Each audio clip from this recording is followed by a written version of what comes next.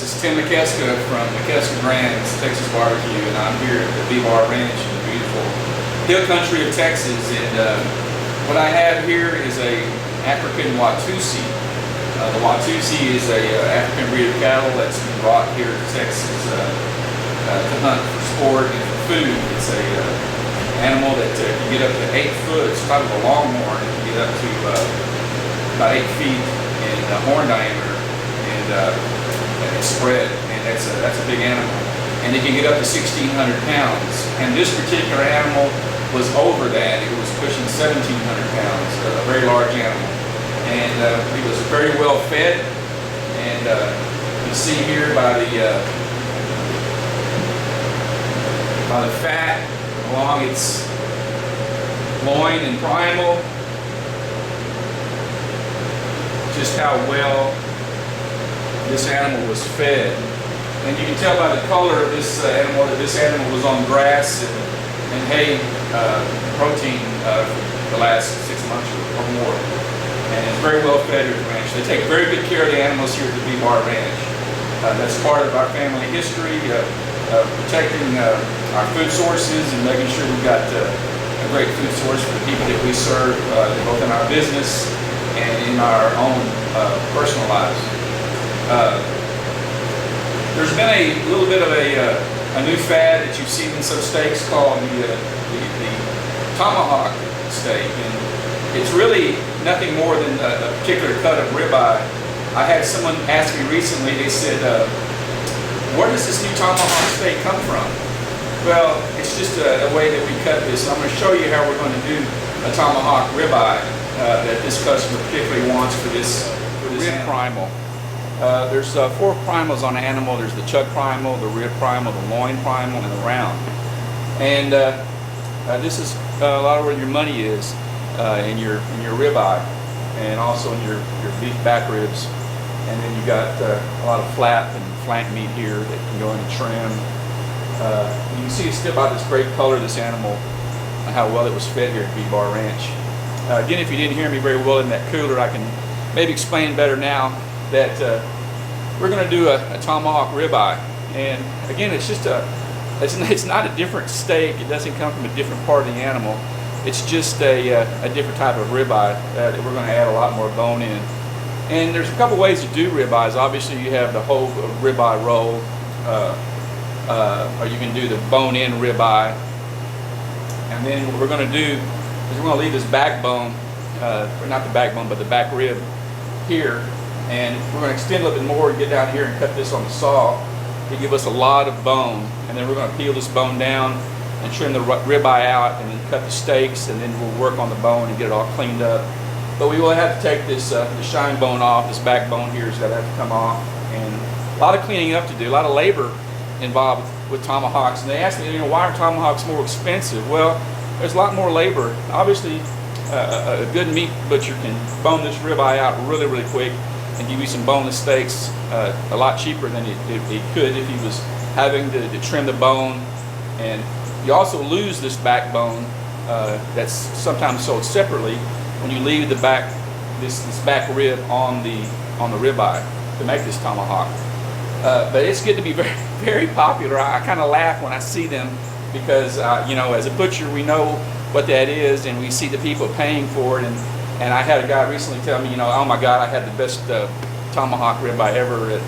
I paid $90 for this thing in a restaurant, and it was amazing. And so much of what we buy and eat is visual, and obviously, and something about having that bone and that part of that big bone sticking off that steak that it just drives people crazy.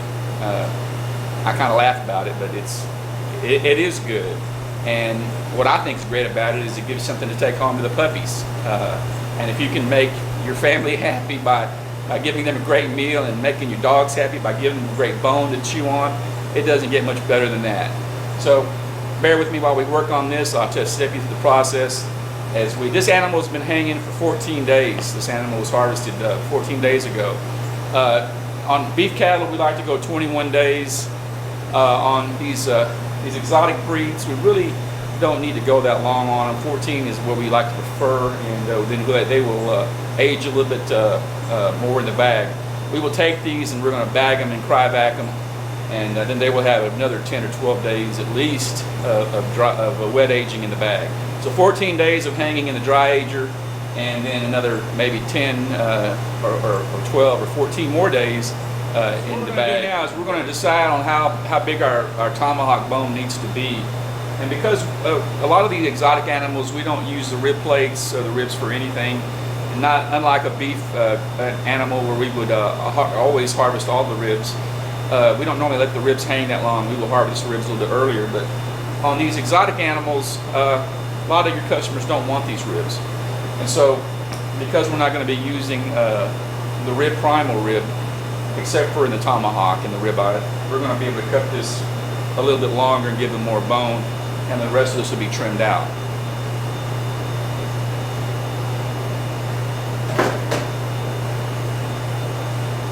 So we're going to try to give them a bone about, you want to go to make sure you get the entire ribeye. And the ribeye is here. Most of this is the lip and the fat here. And to give them a good bone, we're going to probably split this in the middle. Again, since we're not harvesting the rib, it really doesn't matter because everything else is going to go to trim.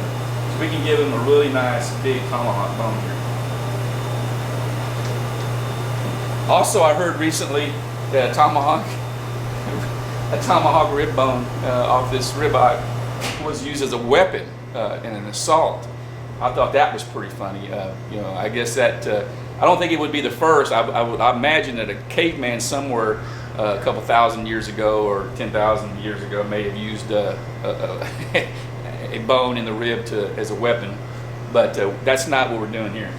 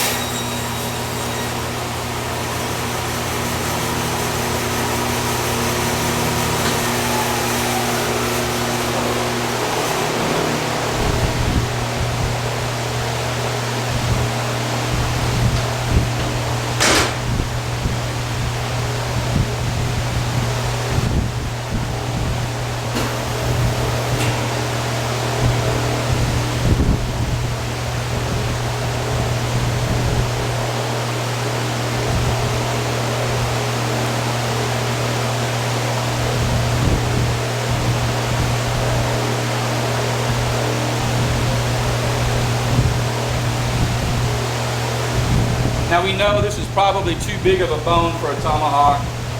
We'd really be showing off if we did this on this rib here. So I'm going to do just a little bit more trim off this, and you can see here, this makes some good cross section, this cross rib here. It's really good soup, broth.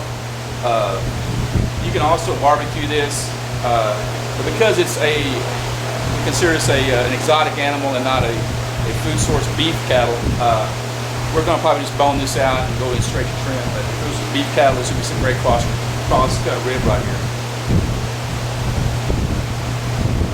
I'm going to trim this a little bit more.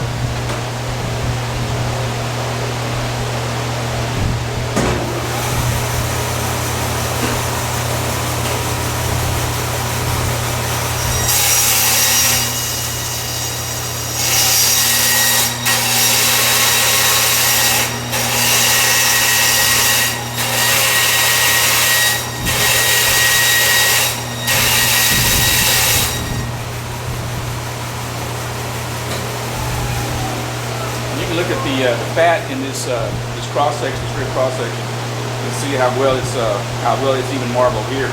This would make some really good stock, or you know, I would trim the fat, this cat fat off, this outside fat off, and put this in my barbecue pit. This would be really good here. So we're down to where we need to be. Now we're going to take this shine bone off right here.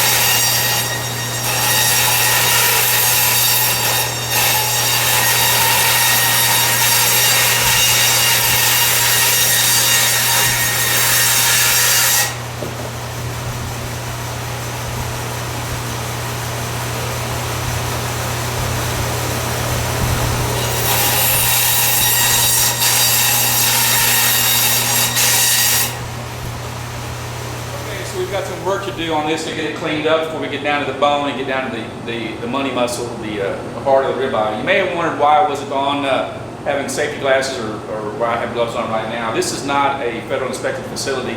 This is not a resale facility where we produce food for resale. This is our home ranch facility, our home ranch processing room. And this is for a specific customer, and so we don't have to really do all the rules we normally do. But it's always good to have safety glasses if you're not experienced with a bandsaw.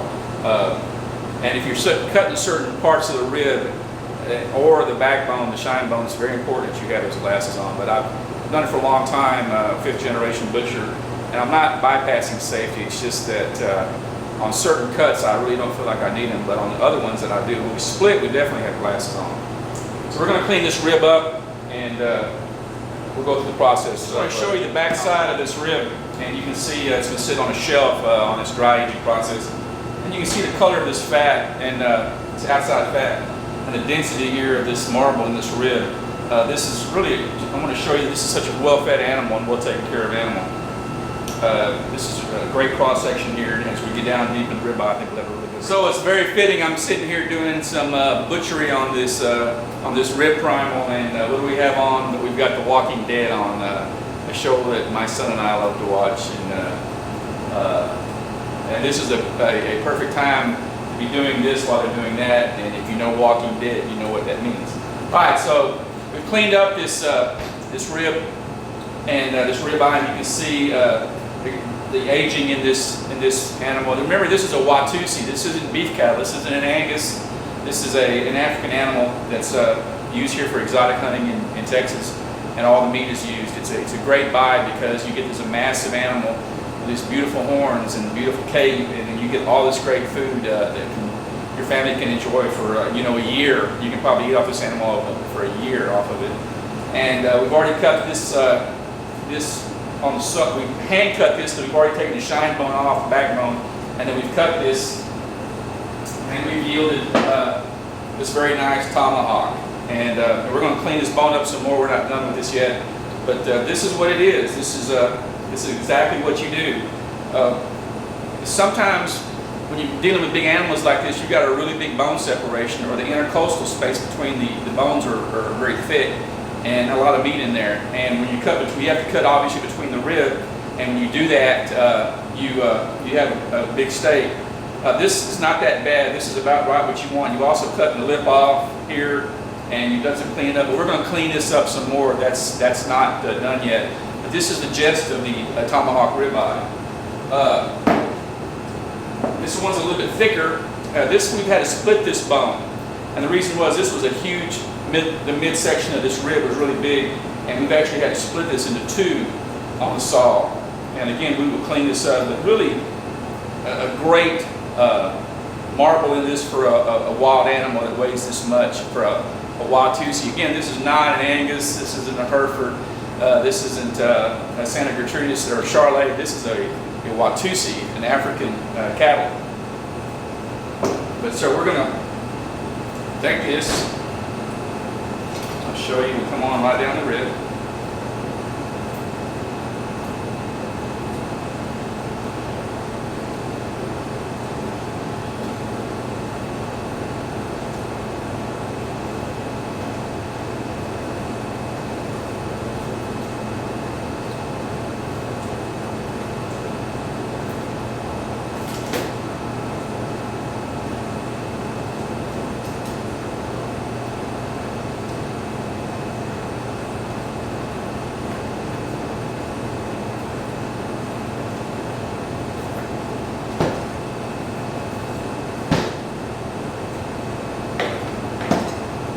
And that's in the center of the rib. You're going to have a really big, thick piece of meat there. Obviously, that would make a good roast.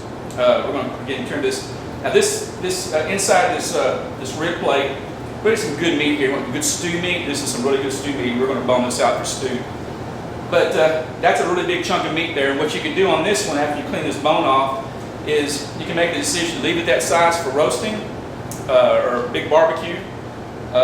Or you can split this bone on the saw carefully down the middle and make two steaks out of it.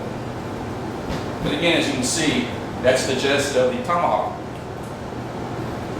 Okay, we're going to show you real quick here how to trim this down. We've taken this this back.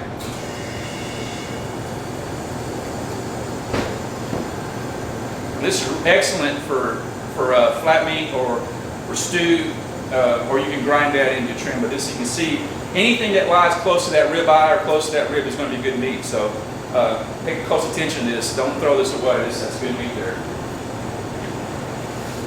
Take this outside off.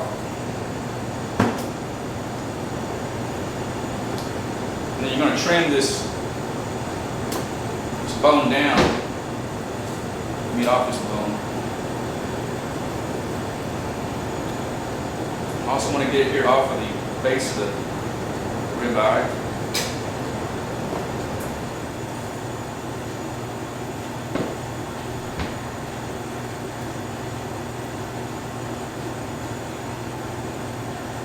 And just trim there.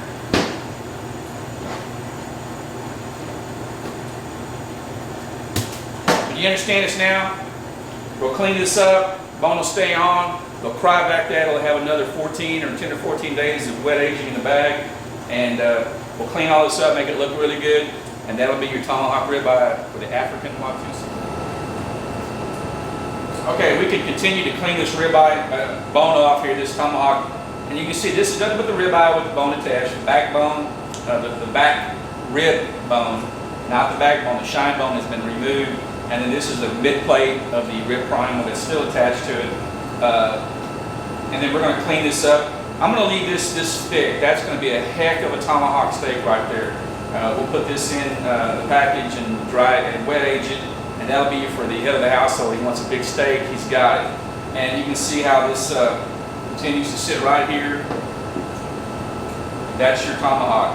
Nothing but the ribeye with this back rib and the midsection rib still attached to it. We've got a lot of great meat here for stew. Really good meat. Like I said earlier, any meat that lies close to this rib section and bone is going to be really, really good. Again, this is a tomahawk.